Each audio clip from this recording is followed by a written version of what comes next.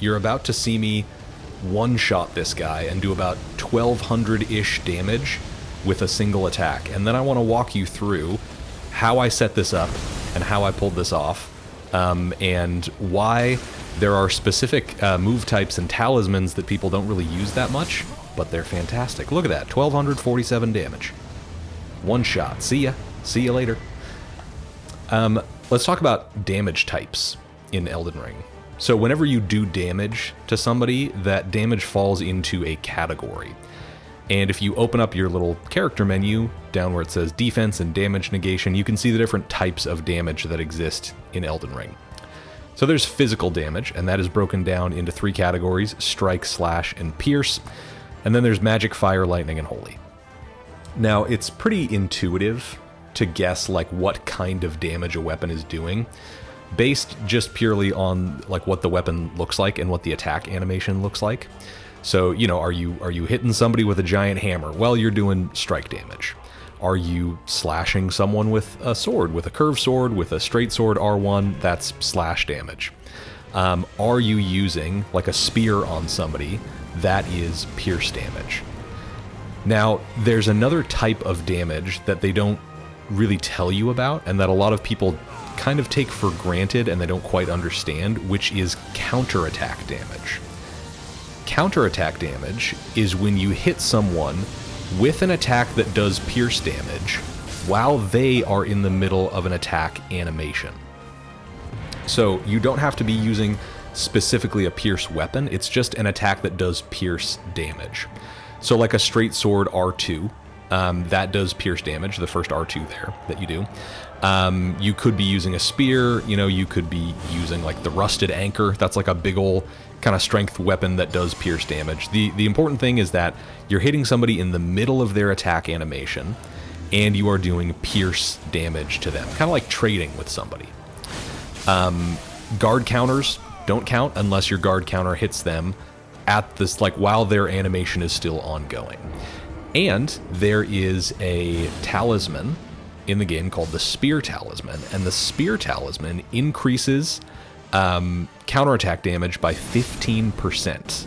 And this is 15% across the board, whether it's in PvE or in PvP, because a lot of the talismans that buff your damage will make you do less damage in PvP, or they don't give you as strong of a buff. So a lot of them won't give you like half, you know, but this one, it's still 15%. So all of that to say, we got a new weapon type and a new Ash of War with the DLC. We have light great swords, and we have an Ash of War called Wing Stance.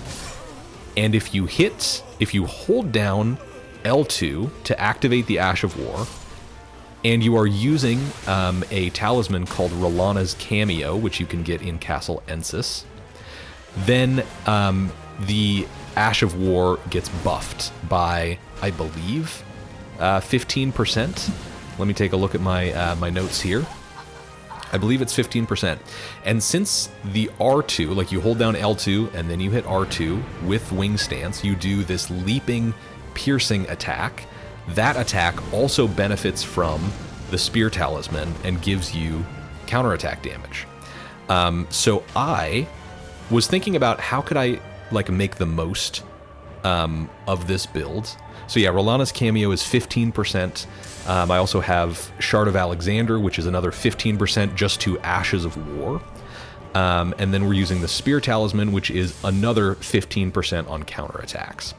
And so that is a 45% damage buff for a single attack. I'm also using, you can see me in these clips use a lot of Frost Pots, because Frost not only does like percentage health damage to people, it also debuffs them. It lowers their damage negation, so you are doing more damage to them. On top of that, I'm using Golden Vow and Flame Grant Me Strength to just to increase my physical damage. So at the end of the day, like we're getting upwards of a 50% damage buff, and we're able to do 1,466 damage, like almost 1,500 damage on a single attack, one-shotting people. And that guy was wearing pretty hefty armor, right? He wasn't like, you know, he wasn't light rolling. But the fact that we have set up our character in this way allows us to do crazy amounts of damage just like that. And I don't see people talk about counterattack damage that much, but it is so helpful in PvP. We've got a clip here of me doing kind of a classic 3-on-1 with some people. I guess it's kind of a 3-on-2 because I've got the dragon there, and also the lag that I talked about in my review of Shadow of the Erdtree, which it seems like it's fixed now. There's like a fix you can do on PS5 for it. It's in the latest patch notes. But the lag hits me hard in this clip, and you know what? I don't even care. I don't even care anymore. At this point, it's like a true warrior thrives in adversity, and the lag only makes me stronger.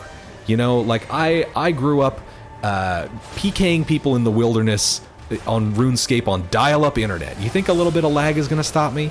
You think some dropped frames are going to stop me? No, it's not going to happen. You know, this is when this finally gets solved, like for good. This little patch, it's going to be like that episode of Naruto when Rock Lee takes off the ankle weights and he kicks the shit out of Gaara. This is just training. This is just my training arc right here. Anyways, what was I saying? Counterattack damage, really, really good in PvP in Elden Ring, because in this game, there are a lot of big, meaty, hefty, girthy weapons that people love to use. They love to power stance these things, big ol' hammers, big swords. Oh, also, if somebody else is wing stanced up against you, wait for them to jump.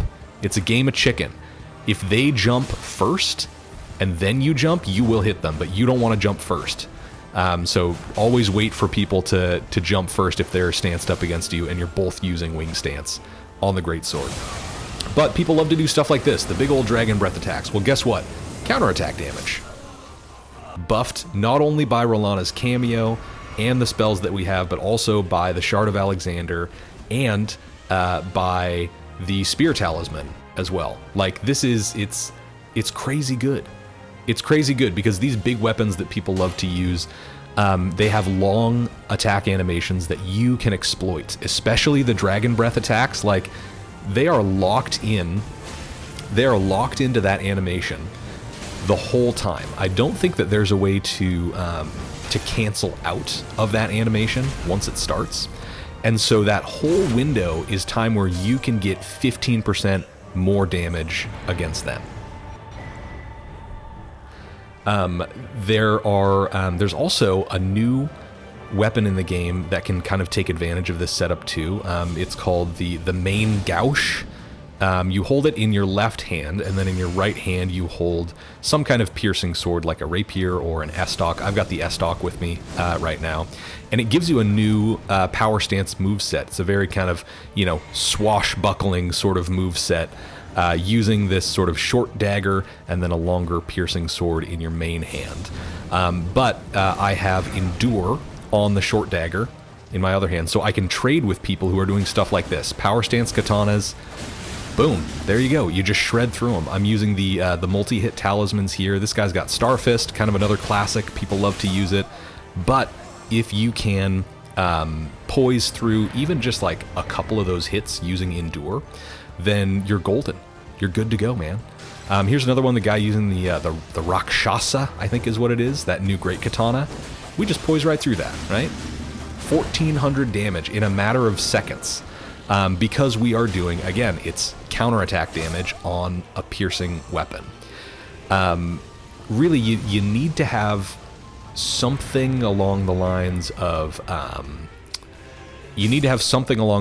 like Endure, or I've also used the crystal tier that gives you infinite poise sometimes, because you want to be able to trade with these big weapons and really take advantage of that. So it's very situational.